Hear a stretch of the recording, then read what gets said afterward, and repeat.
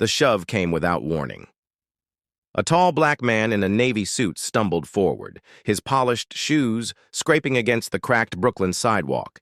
His leather briefcase tumbled from his grip, spilling papers across the wet pavement. The streetlights above flickered weakly, casting fractured shadows over the scene. "Where do you think you're going?" barked Officer Doyle, his thick body blocking the narrow path near Court Street.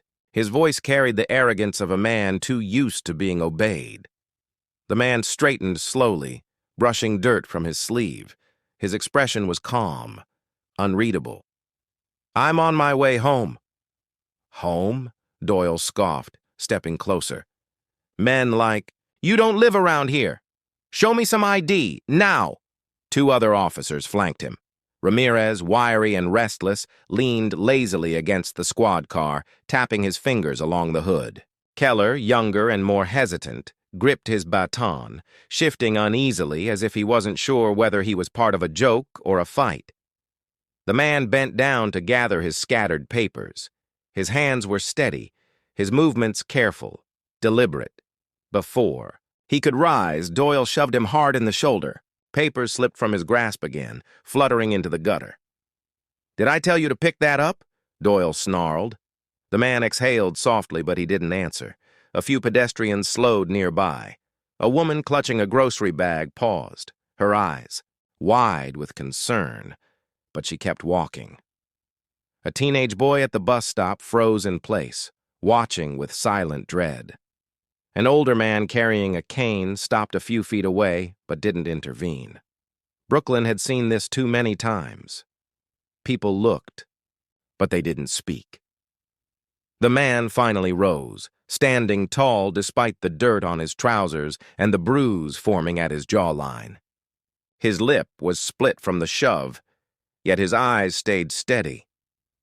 "Officer," he said quietly, "you have no reason to stop me." His calmness unsettled Doyle. He wanted fear, panic, defiance, anything but this chilling composure. His anger boiled over. He leaned in close and spat, thick spit splattering across the man's cheek.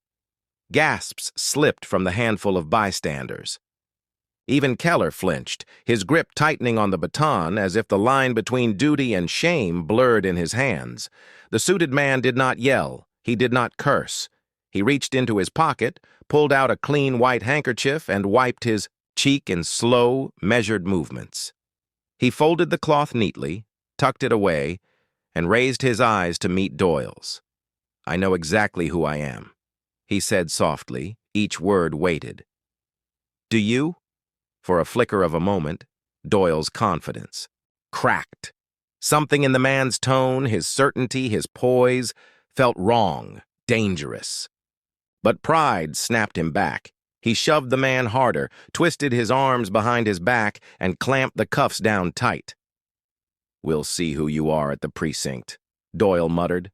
The man didn't resist. He didn't beg. He didn't even look afraid. He simply lowered his eyes, calm as stone, and let them drag him toward the cruiser. What Doyle, Ramirez, and Keller couldn't know was that this wasn't just another man on a Brooklyn sidewalk. By morning, the stranger they had, humiliated, would return as the most powerful officer in New York City. The 77th Precinct buzzed with nervous energy the next morning. Desks were cleared, uniforms pressed, boots polished until they gleamed. Rumor had spread fast. The city's newly appointed police commissioner would be visiting their precinct first. Nobody knew why, but whispers filled the locker rooms and halls. Some officers speculated he wanted to send a message. Others thought it was political theater. Most didn't care. Commissioners came and went, but the beat on Brooklyn's streets always stayed the same. Ramirez tugged at his tie in front of the mirror. "Another politician in a suit," he muttered. "Talks big, disappears in 2 years. Keller forced a laugh, though it came out thin. "Heard he's tough, though, cracking down on bad cops." Doyle sat in silence, his stomach twisted in knots. He hadn't slept. The memory of last night replayed in flashes. The shove, the spit, The calm words. "Do you know who you are?" The stranger's face haunted him. At exactly 11, the double doors opened. The room fell silent. A tall, composed figure stepped inside, followed by aides, reporters, and the chief. He wore the same navy suit from the night before. His stride was steady, his shoulders square, his face calm. It was him, the man Doyle had spat on, the man they had cuffed. The chief's voice rang out proudly. "Ladies and gentlemen, it is my honor to introduce Commissioner David Marshall, the new police commissioner of New York City." The applause was awkward, forced, the kind that filled silence rather than celebrated. Doyle's hands clapped mechanically, sweat dripping down his neck. Ramirez's smirk evaporated. Keller's face drained of color. Marshall stepped up to the podium. He adjusted the microphone, his eyes sweeping over the crowd. He spoke with a measured calm that carried more weight than shouting ever could. "Good morning," he began. "Today I stand before you not just as your commissioner, but as a man who believes in dignity, in respect, in justice." He paused, letting the silence stretch until every officer in the room felt the weight of his gaze. "Last night," he continued, "I was stopped. Not as commissioner, not as a leader, simply as a man walking home in Brooklyn." A ripple ran through the room. "I was shoved. I was mocked. I was spat on. By officers sworn to protect this city." The words slammed down like a hammer. Some officers shifted uncomfortably. Others looked at the floor. Doyle's chest tightened, his breath shallow. "I did not retaliate," Marshall said firmly. "Not because it didn't matter, but because I knew this moment would come. Because dignity is not weakness. Restraint is not surrender. Respect is not optional." He leaned closer to the microphone. "And let me be clear. What happened to me last night was not policing. It was abuse. That abuse ends here." The room erupted in applause, louder, fuller, rising like a wave. Young recruits clapped the hardest, pride shining in their eyes. Reporters scribbled furiously, cameras flashing. Marshall's gaze swept across the room again. His eyes paused just for a heartbeat on Doyle, Ramirez, and Keller. He didn't need to say their names. They knew. The fallout was swift and merciless. Internal Affairs opened an investigation within hours. The officer's body cam footage left no room for excuses. The shove, the spit, the unnecessary arrest. Witnesses from the street came forward, their accounts lining up perfectly with Marshall's speech. Within a week, Doyle, Ramirez, and Keller were suspended, their badges stripped. By month's end, they faced termination hearings and possible criminal charges. The city reacted with outrage and with hope. Headlines dominated every paper. New commissioner assaulted by Brooklyn officers during stop. Marshall pledges. Sweeping reform after personal encounter. Respect is not optional. NYPD faces new era. Protests erupted outside the 77th precinct, but they were not against the commissioner. They were for him. Citizens carried signs quoting his words. Elders in Harlem churches preached about his dignity. Teachers in Bronx classrooms told his story to children as an example of strength without violence. Marshall, however, did not gloat. He did not let the incident define him as a victim. Instead, he used it as fuel for transformation.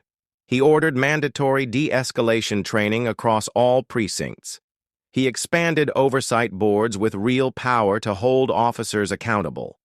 He created community programs where officers were required to spend time in neighborhoods outside of enforcement, mentoring, listening, building trust. Some officers grumbled, muttering that the job was turning into politics, but others felt a shift. Younger recruits saw pride in wearing the badge under Marshall's leadership. Veterans who had long grown bitter felt a spark of purpose again. As for Doyle, Ramirez, and Keller, their downfall was steep. Doyle, once so loud, now sat alone in hearings, his arrogance replaced with silence. Ramirez tried to argue that everyone does it, but no one listened. Keller, the youngest, wept openly, confessing that he had followed orders he knew were wrong. Regret came too late. Weeks later, Commissioner Marshall stood on the steps of City Hall, facing a sea of officers, citizens, and cameras. His voice carried over the crowd, steady and resolute. "Respect is not something you demand with fear," he declared. "It is something you earn with service. Respect is not a weapon. It is a promise, and from this day forward, it will be the foundation of this department." The crowd roared with approval. Citizens cheered. Officers stood taller. For the first time in years, the city felt the stirrings of trust. Marshall stepped back from the podium, letting the sound wash over him. He thought of that Brooklyn street. The sting of spit on his cheek, the cuffs biting into his wrists, the eyes of strangers who wanted to help but couldn't. He remembered how Doyle's sneer tried to strip away his dignity. But it hadn't worked. Because dignity can't be taken. It can only be surrendered. And he had refused to surrender it. Sometimes the strongest revenge is not punishment. It is leadership. And sometimes, one night on a Brooklyn sidewalk can change the future of an entire city.